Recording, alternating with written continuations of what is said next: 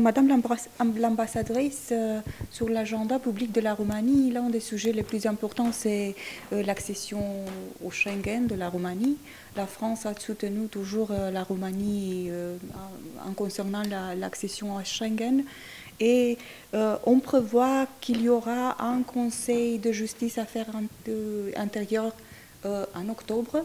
Est-ce que vous pouvez parler du soutien de la France dans la probabilité de ce conseil pour l'accession de la Roumanie et de la Bulgarie Oui, à Schengen? déjà c'est une bonne nouvelle que le Premier ministre roumain ait rencontré le Premier ministre bulgare.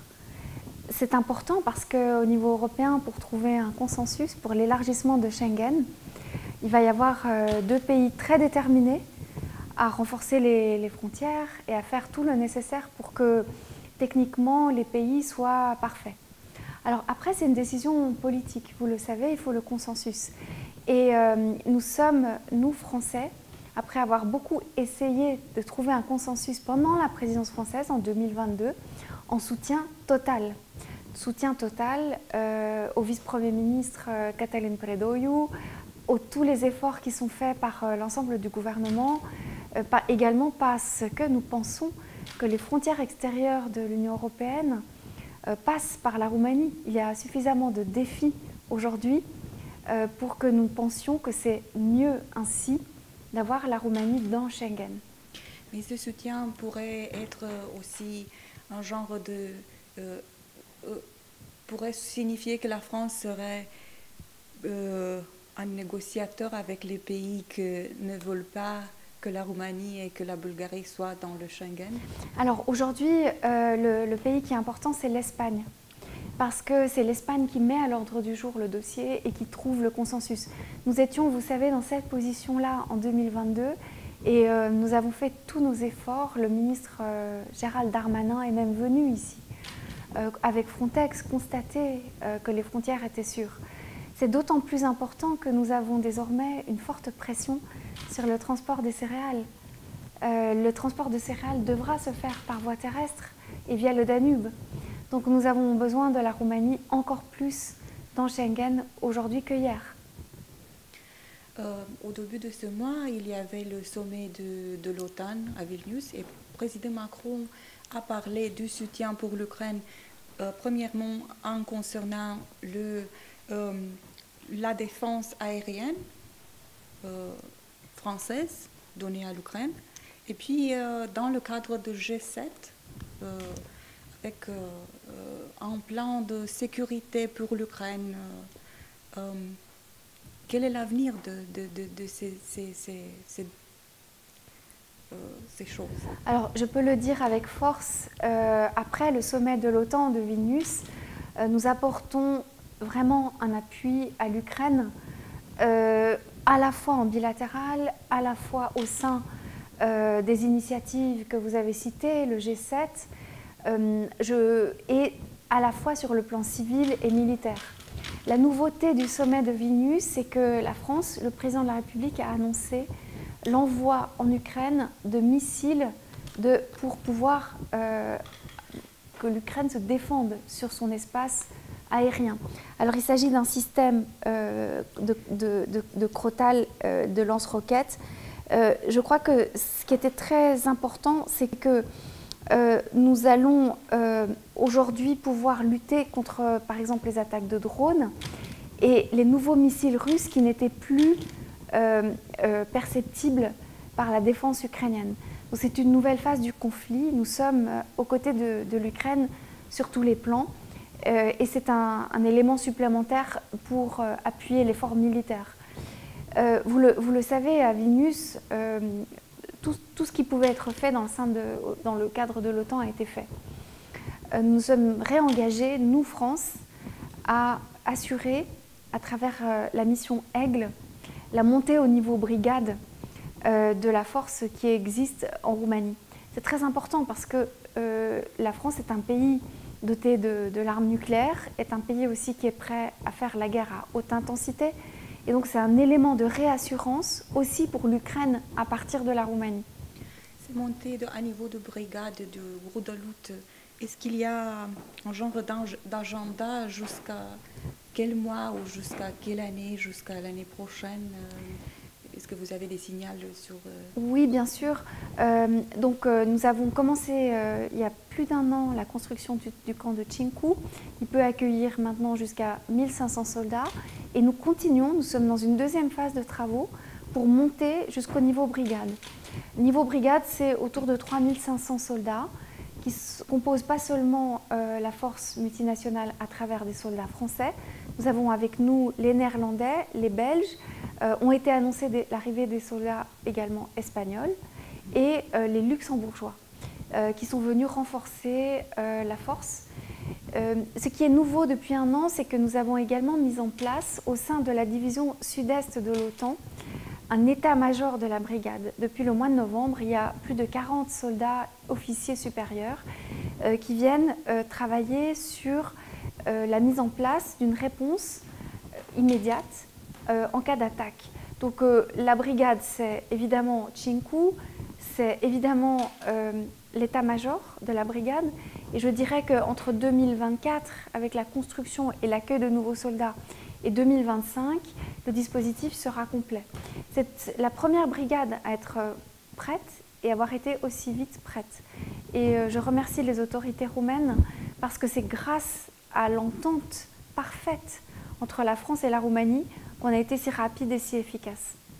Quand on parle de l'aide pour l'Ukraine, la France et aussi beaucoup de pays européens parlent de soutien tant que ce soit nécessaire pour le peuple ukrainien. Mais je vous demande, est-ce que ça c'est faisable pour les peuples des pays européens? C'est faisable pour les peuples de la France? Parce que en France, il y avait des protestes récemment. Alors nous appuyons l'Ukraine jusqu'à la victoire de l'Ukraine. Je rappelle que l'agresseur, la Russie, a pillé encore, a détruit des cibles civiles, se comporte de façon innommable par rapport aux règles de droit international, ne respecte aucune des règles humanitaires, ne respecte aucune des règles.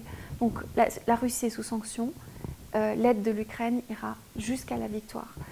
Nous n'avons honnêtement aucune limite pour aider l'Ukraine sur le plan humanitaire, sur le plan civil. Nous continuons à travers le hub de Suceava à le faire. Et aujourd'hui, laissez-moi aussi ajouter que les sanctions sont efficaces. Les sanctions permettent également de bloquer les efforts que pourraient être faits pour augmenter l'efficacité de l'armée russe et que tous ces éléments-là doivent amener l'Ukraine à la victoire. Bien sûr, nos populations doivent être informées sur ce que nous faisons et les populations doivent adhérer à ce que nous faisons. En France, la semaine dernière, nous avons approuvé la nouvelle loi de programmation militaire sur 5 ans qui inclut l'effort de guerre, le nouvel effort européen, évidemment pour les matériels, mais aussi pour tout ce qui est apporté à l'Ukraine en aide directe. Et je sais que le gouvernement roumain fait pareil, avec le nouveau centre de préparation des pilotes, comme le fait la France en Pologne. Donc l'Assemblée nationale, le Sénat ont approuvé cet effort, c'est les règles parlementaires, et il n'y a pas de protestation aujourd'hui qui ont porté sur la solidarité à l'Ukraine. Nous avons eu, c'est vrai, tensions sociales, des très gros troubles à l'ordre public, des très grosses difficultés. Maintenant, l'ordre est rétabli et puis maintenant aussi, nous pouvons, je crois, estimer que nous pouvons remercier les policiers et les gendarmes. C'est important parce que vous savez, ce sont les forces qui sont aujourd'hui ici, qui vont aussi repartir en France pour aider à la sécurité des Jeux Olympiques. Quand nous avons apporté un soutien logistique pour la préparation du sommet de Chisinau, de la communauté politique européenne, ce sont nos soldats, ce sont la défense antiaérienne. Donc je ne dis pas qu'on va enlever des forces de Roumanie, mais je dis simplement que cet effort se fait en Roumanie et se fait aussi en France pour que les prochains événements qui auront lieu le 14 juillet ou bien les Jeux olympiques aient lieu en toute sécurité pour nos concitoyens. Nous n'avons pas décidé de choisir l'Ukraine contre la France. Nous travaillons pour que ce que fait aujourd'hui le président Poutine dans nos pays ne soit pas impuni. Nous le faisons pour la paix de notre continent et notre objectif est d'aider l'Ukraine jusqu'à la victoire. En ce qui concerne les tensions dans le public, les tensions sociaux en France, la série récente des protestes a été évaluée par quelques personnes, par beaucoup de personnes, qui est un signal d'un genre de discrimination endémique en France. Est-ce que vous pouvez parler à propos de ça, discrimination endémique en ce qui concerne l'ethnie, en ce qui concerne la race? Bon, c'est un incident extrêmement malheureux, hein, puisque c'est un officier de police qui est malheureusement un jeune, Naël. Mais attention, c'était un jeune qui circulait dans une voiture qui n'était pas la sienne. C'était un jeune mineur. L'appel qui a été fait par le gouvernement français, c'est un appel à la responsabilité des parents et à la responsabilité pour que dans les villes périphériques de la France, il n'y ait pas une telle violence. On a brûlé des écoles, on a brûlé des marchés, on a un effort de reconstruction qui est en cours. Une réconciliation passe aujourd'hui par l'appel aux élus, aussi aux commerçants, à une certaine forme de responsabilité collective pour que de tels événements ne se reproduisent pas. Est-ce que cette réconciliation est possible dans le futur prochain? Je vois par exemple ce que nous avons dans l'armée française, qui est un élément d'intégration des jeunes et d'éducation aussi, de promotion. Je vois aussi ce que nous faisons en titre éducatif. Le ministre Pape Ndiaye était ici en Roumanie le mois de mars. Ça passe par évidemment un effort de fond qui est un effort commun aussi d'une meilleure explication de ce que font les forces de l'ordre et ce qu'on peut faire entre ces jeunes citoyens et les autorités. C'est un travail de très longue haleine, ce n'est pas si simple, la situation en France n'est pas simple. Sur un sujet différent, la France avec la Roumanie et avec l'Allemagne ont formé la plateforme, ont été l'initiateur de la plateforme Moldavie et une nouvelle réunion sera à Chișinău en septembre, je crois, cet automne. Quels sont les plans de la France quels sont les plans de la France pour aider la Moldavie plus que jusqu'à ce moment? Alors c'était une initiative qui a été prise entre la Roumanie, la France et l'Allemagne. Nous sommes très fiers d'avoir tenu ici en juillet 2022 la deuxième plateforme et puis après la troisième a eu lieu à Paris. Et vous avez raison, cette année, à l'automne, aura lieu la plateforme à Chișinău. Ce qui est très important parce que nous avons réuni évidemment des dons, des prêts. Nous avons lancé par exemple avec l'Agence française de développement toute une série de projets qui permettent d'investir en Moldavie. C'est un pays qui a été pendant longtemps isolé et nous essayons également de faire venir des investisseurs privés. Donc c'est tout un effort public-privé. Le fait que la plateforme se tienne en Moldavie cette année, après le sommet du 1er juin, c'est très important parce que ça permet de montrer d'abord que c'est un pays sûr, c'est un pays qui est appuyé par la France dans son objectif d'intégration européenne. Et puis c'est un pays aussi, je crois, qui est un modèle aujourd'hui de volonté, de souhait de sortir d'un passé. C'est aussi un travail franco-roumain que l'on a fait ensemble.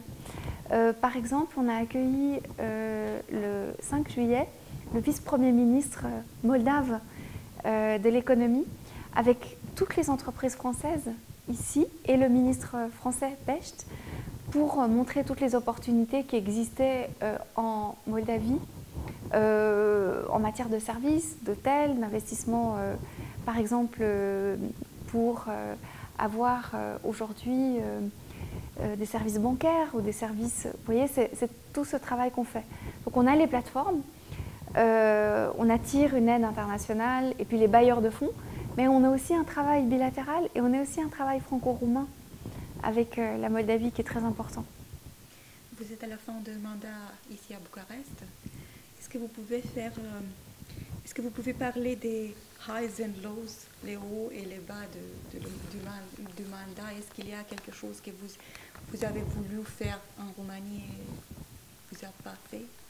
Alors bon, les lows, ça a été évidemment les moments difficiles, c'était la pandémie.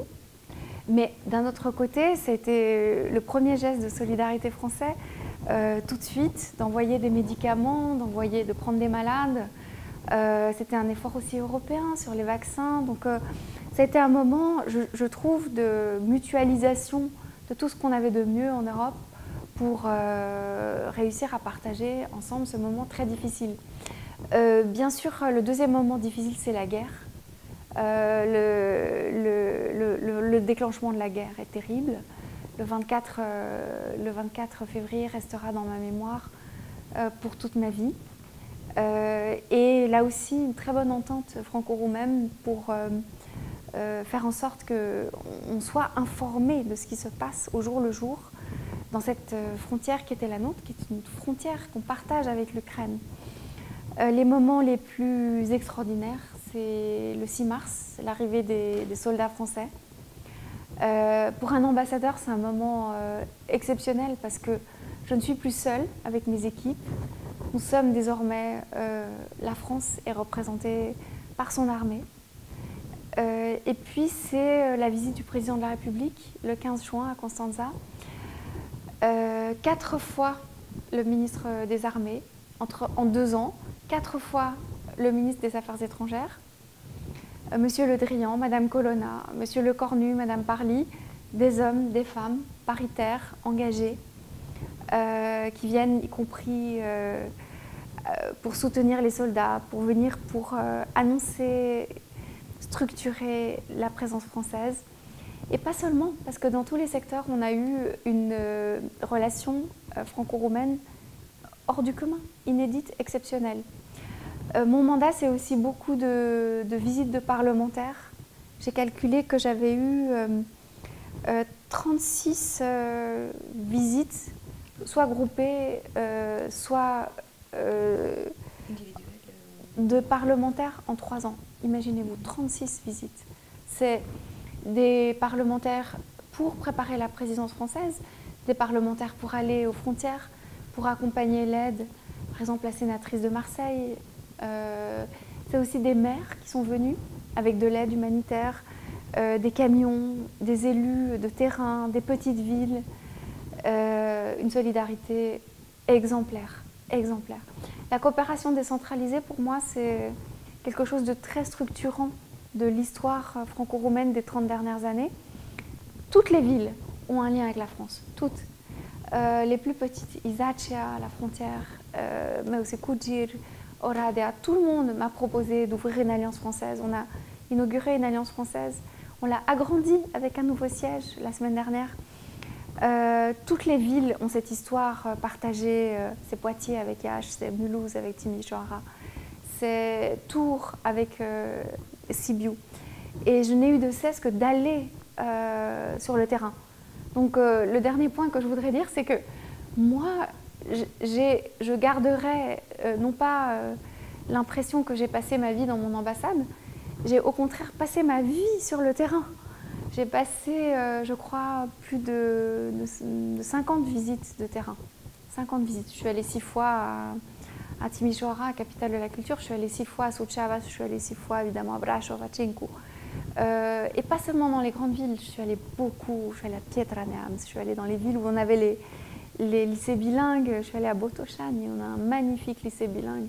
On a des anciens élèves éminents qui sont nés à Botoșani, des poètes, des chercheurs, des polytechniciens. On a un jeune élève qui est rentré directement à Polytechnique depuis ces lycées extraordinaires. Donc mon séjour, ça a été très peu mon bureau. C'était beaucoup à la rencontre de l'humain des gens qui partageaient avec moi l'amour de la France et partageaient le souhait de faire avancer la relation franco-roumaine. Enfin, je suis beaucoup allée dans des entreprises. Je les ai toutes visitées. Aujourd'hui, si vous me dites qu'est-ce qu'on peut faire en énergie renouvelable, oui, je suis allée visiter le champ d'éoliennes de Engie. Je suis allée visiter aussi ce qu'on a fait dans le domaine des nouveaux matériaux de construction avec Saint-Gobain, les nouveaux pneus, les brevets déposés par Dacia au centre de Titou.